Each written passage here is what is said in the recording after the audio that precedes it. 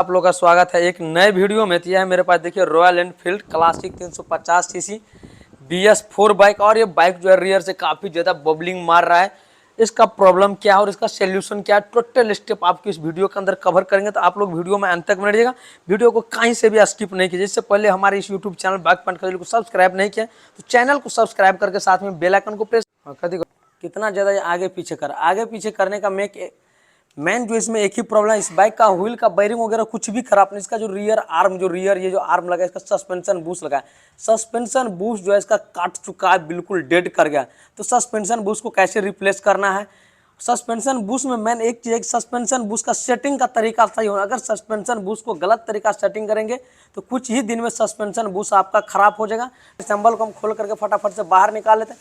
Rear wheel को open करना पड़ेगा, शॉकर असेंबल को ओपन करेंगे, उसके बाद ही रियर सस्पेंशन आर्म जो खुल करके बाहर निकल जाएगा। तो फ्रेंड देखिए, अब बाइक का हम जो रियर व्हील को ओपन कर लिए और आप लोगों को बता दें, ये जो रॉयल एनफील्ड क्लासिक 350 है, ये BS6 बाइक नहीं, ये BS4 है। BS4 है या फिर BS3 है क्लासिक। उन सभी बाइक में इसी ट्रिक का यूज करके आप सस्पेंशन बूस्ट को चेंज करा जाएगा।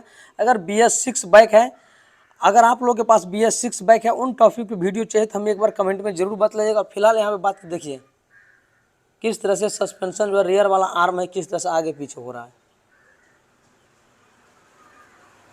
चलिए इसको फटाफट से हम बाहर निकाल, शॉकर का दोनों तरफ का लेफ्ट एंड राइट साइड का शॉकर को बोल्ट ओपन कर ले। अब यहाँ पे जो लगा सस्पेंशन एक्सल लगा है, इसको हम ओपन करेंगे तो रॉड जो है सस्पेंशन रॉड है खुल करके बाहर आ जाएगा और रियर वाला सस्पेंशन आर्म है ये बाहर निकल जाए। क्योंकि आप यहाँ देखिए किस तरह से आगे पीछे हो रहा है। सस्पेंशन रॉड है जिसको हम यहाँ पे देखिए बाहर निकाल लें और रियर आर्म जो है खुल करके बाहर निकल दीजिए लेते हैं।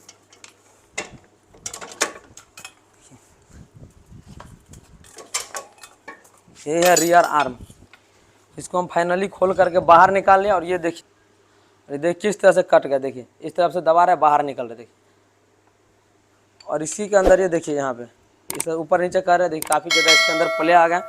यही वो मेन है, ये रॉड है और ये दो फाइबर वाला बूस्ट है। ये फुल असेंबल ही खुल करके बाहर निकल जाएगा। देखिए ये जो सस्पेंशन रॉड है और दोनों फाइबर वाला बूस्ट लगा है, बट ये रॉड जो आप देख रहे हैं ये वैसे ही नॉर्मली हाथ से बाहर नहीं निकलना चाहिए। अगर हाथ से बाहर निकल रहा है तो आप समझिए सस्पेंशन बूस्ट में ये साइड प्ले आ गया है। देखिए इसमें किस तरह से ऊपर नीचे, इसी के लेकर रियर में झटका दे रहा था। रियर आर्म जो आगे पीछे मेन यही प्रॉब्लम था, ये नॉर्मली हाथ से ही बाहर निकल रहा है।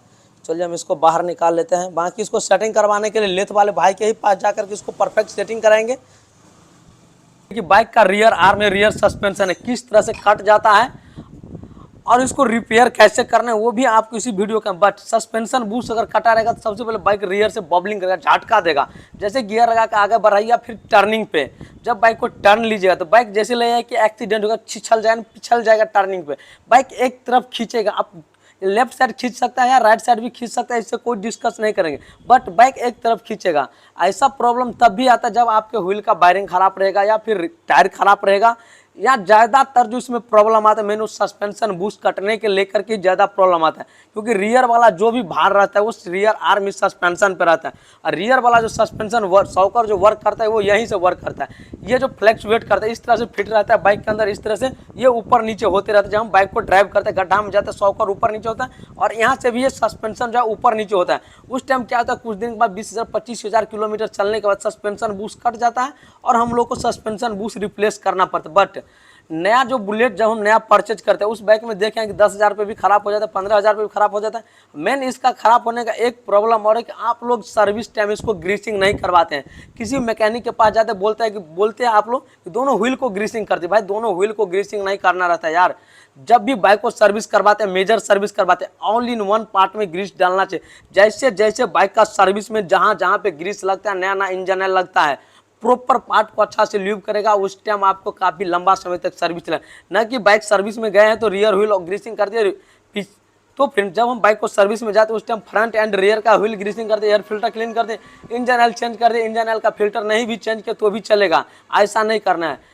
सर्विस में आपको प्रॉपर अच्छा से बाइक पे फोकस करके काम करना है, कौन कौन पार्ट में ग्रीसिंग हुआ, कौन कौन पार्ट को ग्रीसिंग नहीं। इस तरह से आप सर्विस के काफ़ी लंबा समय तक आपका बाइक का सर्विस चलेगा और मस्त मतलब मक्खन जैसा चलेगा। तो चलिए फटाफट से हम चलते हैं लेथ वाले भाई के पास और इसका रियर वाले आर्म जो है इसको सस्पेंशन बुश को चेंज करवाते हैं। और यह है सस्पेंशन बुश असेंबल है, जिसका प्राइस है आप लोगों को बतला रहे 545 रुपया रियर सस्पेंशन बुश का प्राइस है। इसमें आपको 2 फाइबर वाला बुश मिल रहा है और एक लोहा वाला बुश मिल रहा है जो आपको दिखलाए थे। उसके बाद लेफ्ट एंड राइट साइड का इसका कैप मिल रहा है। टोटल असेंबल इसका सस्पेंशन बुश किट है, जिसका अच्छा तो गाइस देखिए लोहा वाले जो बूस्ट था इसके अंदर बाहर निकल के अब इसके अंदर से प्लास्टिक वाला बूस्ट जो है उसको बाहर निकाल रहा है। और इसको सेटिंग करने के लिए आपका हाइड्रोलिक जैक का होना बहुत ही जरूरी है, उसके बाद ही आप इसको प्रॉपर सेटिंग कर पाइएगा। बाकी आप बिना हाइड्रोलिक जैक का सेटिंग कीजिएगा कुछ ही दिन में ये बूस्ट आपको ख़राब हो जाएगा, ये चीज़ आपको ध्यान रखना है। तो आपको हाइड्रोलिक प्रेशर के मदद से इसको सेटिंग किया जाएगा। चलिए आपको सेटिंग करने का प्रोसेस बतला रहे, बट यहाँ बूस्ट को रख दिया। अब हाइड्रोलिक प्रेशर को यहाँ पे दबा रहे और परफेक्ट बूस्ट जो है इसमें सेटिंग हो जाएगा।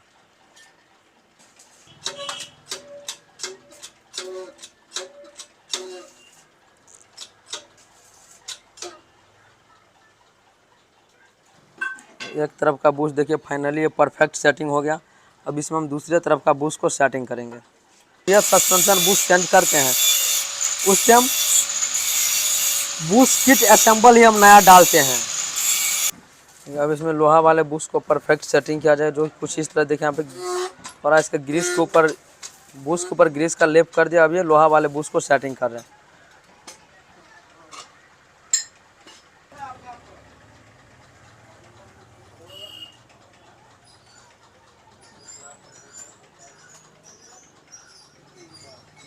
रैमर का यूज करके आप सेटिंग कीजिएगा तो फिर आपको सस्पेंशन बूस्ट काफ़ी लंबा समय तक नहीं चलेगा, ये चीज़ आपको ध्यान रखना है।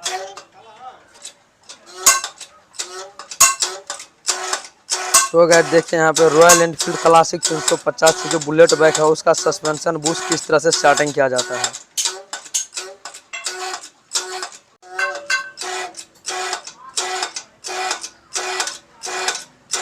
बूस्ट जो है परफेक्ट फाइनली सेटिंग हो गया।